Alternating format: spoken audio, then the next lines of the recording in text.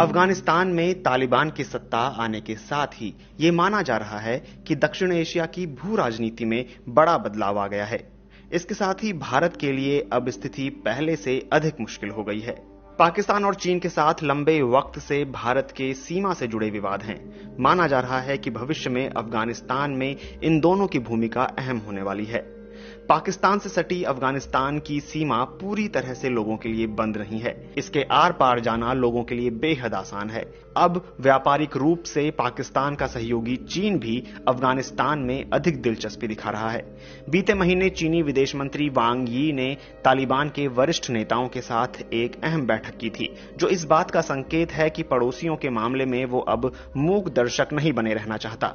अफगानिस्तान और सीरिया के लिए भारत के पूर्व राजदूत रहे गौतम मुखोपाध्याय ने कहा कि संभावित भू राजनीतिक पुनर्गठन के कारण चीजें पूरी तरह उलट-पुलट हो सकती हैं।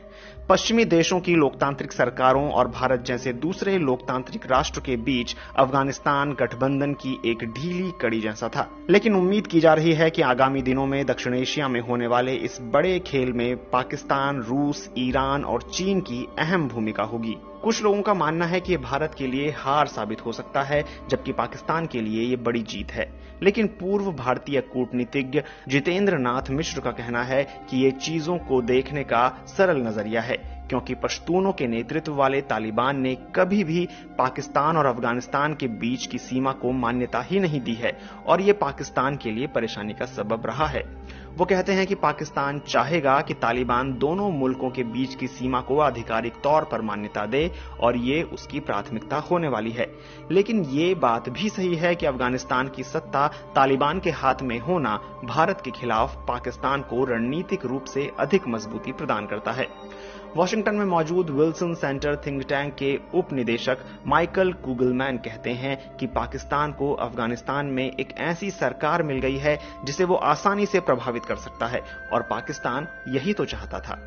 वो कहते हैं कि पाकिस्तान के अधिकारी इसे केवल भारत की हार के तौर पर पेश कर सकते हैं, लेकिन रणनीतिक तौर पर पाकिस्तान के लिए उद्देश्य इससे काफी बड़े हैं। विशेषज्ञ कहते हैं कि एक तरफ पाकिस्तान के साथ पूर्व अफगान राष्ट्रपति अशरफ गनी के ठंडे होते संबंध, तो दूसरी तरफ अमेरिका के साथ भारत के गहरे होते संबंधों को लेकर पाकिस्तान नाखुश था। पाकिस्तान गंभीर आर्थिक संकट से भी जूझ रहा है। अब पाकिस्तान के लिए खुशी का मौका इसलिए है क्योंकि वक्त की परीक्षा झेल चुके चीन के साथ उसके संबंधों का इस्तेमाल अब वो अफगानिस्तान में कर सकेगा।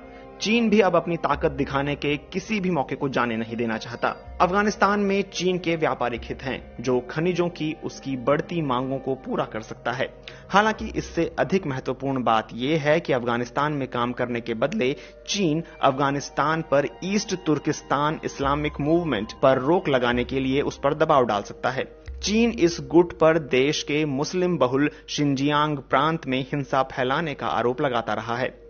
गौतम मुखोपाध्याय कहते हैं कि चीन और पाकिस्तान एक दूसरे के सहारे एक दूसरे का हाथ पकड़कर अफगानिस्तान में जाना चाहेंगे।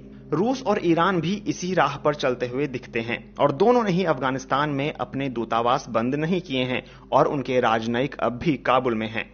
तालिबान का वादा है कि वो बदले की कोई कार्रवाई नहीं करेगा, लेकिन जानकार मानते हैं कि तालिबान के इस वादे पर भरोसा करना फिलहाल जल्दबाजी होगी। तो ऐसे में भारत क्या करेगा?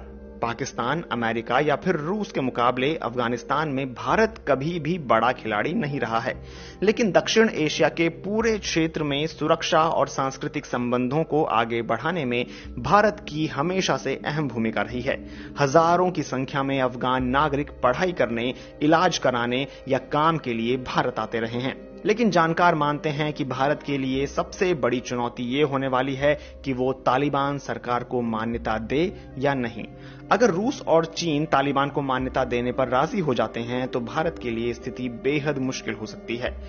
जानकार मानते हैं कि साल 1999 की तरह पाकिस्तान इस बार भी आधिकारिक तौर पर तालिबान सरकार को मान्यता दे सकता है। फिलहाल भारत के लिए बेहतर रास्ता यही है कि वो तालिबान के साथ चर्चा का एक रास्ता खुला रखे।